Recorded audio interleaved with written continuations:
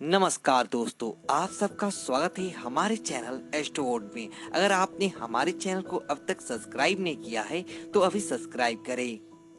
भी जानते हैं कि नवरात्रि वर्ष में 2 बार आता है, जिन्हें हम चैत्र और शारदीय नवरात्रि के नाम से जानते हैं। क्योंकि हिंदू मान्यता में हर त्योहार मनाने के पीछे कोई न कोई वजह या कहानी जरूर होता है, तो नवरात्रि वर्ष में 2 बार मनाने के पीछे भी एक मनोरंजन कहानी है। इन्हीं कहानियों को हम हमारे चैनल पर प्रसारित करते ही रहते हैं। अभी जो नवरात्रि आने वाला है दोस्तों, शारदीय नवरात्रि है, जो 7 अक्टूबर से शुरू होकर 15 अक्टूबर तक रहेगा। मित्रों में माँ के 9 रूपों की आराधना पूरी भक्ति भाव से होगा। मित्रों, माता की कई रूप हैं और माँ का हर रूप ही भक्तों को सुख, समृद्धि और शक्ति देने वाला है। अपने भक्तों के एक छोटी सी प्रयास से ही माँ तुरंत प्रसन्न होकर उनकी झोली खुशियों से भर देती है। वहीं उसकी एक छोटी सी भूल भी कई बार उन्हें नाराज कर जाती है। अर्थात जितनी जल्दी माँ प्रसन्न होती है उतनी ही जल्दी रुष्ट भी हो जाती है। अतः हम सभी को निरंतर प्रयास करना चाहिए कि माँ को सदैव प्रसन्न रखे। दोस्तों, यदि हम ये अच्छी से जानते हैं कि नवरात्रि में हमें ऐसे क्या क्या काम करने चाहिए जिससे माँ हम पर प्रसन्न हो जाए और हम पे कृपा करके हमें मनचाहा फल प्रदान करे, जो हम करते ही हैं, पर हमें क्या आप जानते हैं कि हमारे किन गलतियों से माँ नाराज हो सकती है और हमें उन क्रोध का सामना करना पड़ सकता है। तो आज के हम इस वीडियो में हम बड़े ही सटीक, आसान और सरल शब्दों में आपको बताने जा रहे हैं कि नवरात्रि में वो क्या काम है जो हमें बिल्कुल भी नहीं करने चाहिए। तो दोस्तों, इस वीडियो को अंत तक जरूर देखिए और देखिए कि अनजाने में पहले कभी आपसे ये गलतियां तो नहीं हो रहा था और कहीं इन गलतियों की वजह से ही आप माँ की कृपा से वंचित हो रहे थे और सारे जतन करके भी माँ पर खुश नहीं हो रही थी। तो चलिए शुरू करते हैं आज का हमारा ये वीडियो, ताकि आप भी इन गलतियों को करने से बचे और माँ की कृपा के पात्र पड़े। दोस्तों, सबसे पहली और महत्वपूर्ण बात तो ये है कि माँ आपको प्रति पूजा पाठ करने पर मजबूर नहीं करती, परंतु यदि आप कर ही रहे हो तो अपनी संपूर्ण श्रद्धा, भक्ति और विश्वास से करें।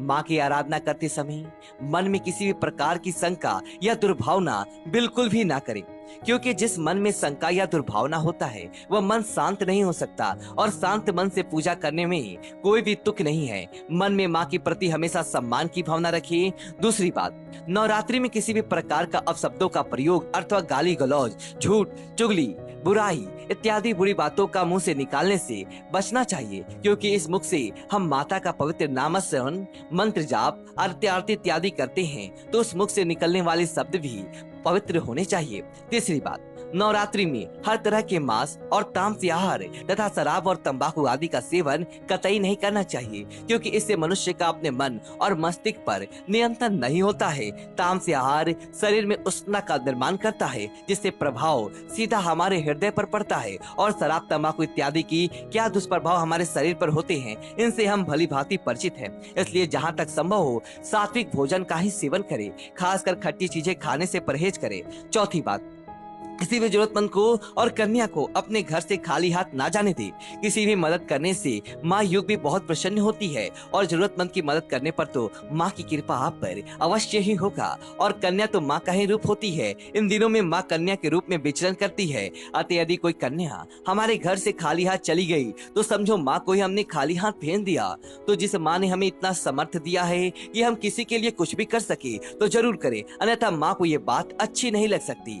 पांचवी बात, इन दिनों में बाल ना कटवाएं, दाढ़ी ना बनाएं और नाखून नहीं काटे, क्योंकि बाल और नाखून को बढ़ने में हमारे शरीर की ऊर्जा का प्रयोग होता है और इस समय उपवास आदि करने वाले लोगों को शक्ति की बहुत आवश्यक होती है। छठी बात, चमड़े की वस्तु जैसे बेल्ट, पर्स इत्यादि के उपयोग से बचें, क्योंकि इससे पशुओं को मारकर बनाया जाता है, जो माँ को कभी भी अच्छा नहीं लगेगा। सातवीं बात, कलश या अखंड दीपक को यदि घर में रखा है तो उसे छोड़कर घर को बंद करके जाना नहीं चाहिए। कलश जो हमारी आस्था का और माँ के सम्मान का प्रतीक है, यदि किसी घरेलू जानवर के धक्के से गिर जाए तो ये हमारे लिए बड़ी मुसीबत बन सकता है। वहाँ पर माँ विराजमान होती है और जलता हुआ दीपक गिर जाए तो घर में आग लगकर अनचेत दुर्घटना भी हो सकता है, क्योंकि दीपों के बुझने से बचाने के लिए हम इसमें ज्यादा तेल डालते रहते हैं। और आठवीं बात, माता का नाम स्मरण, पाठ, मंत्र जाप आदि पूरी श्रद्धा और भक्ति से नियम के साथ करे और अत्यंत आवश्यक ना हो तो बीच में ना उठे और किसी से बात भी ना करे और इससे आपका ध्यान भटकेगा।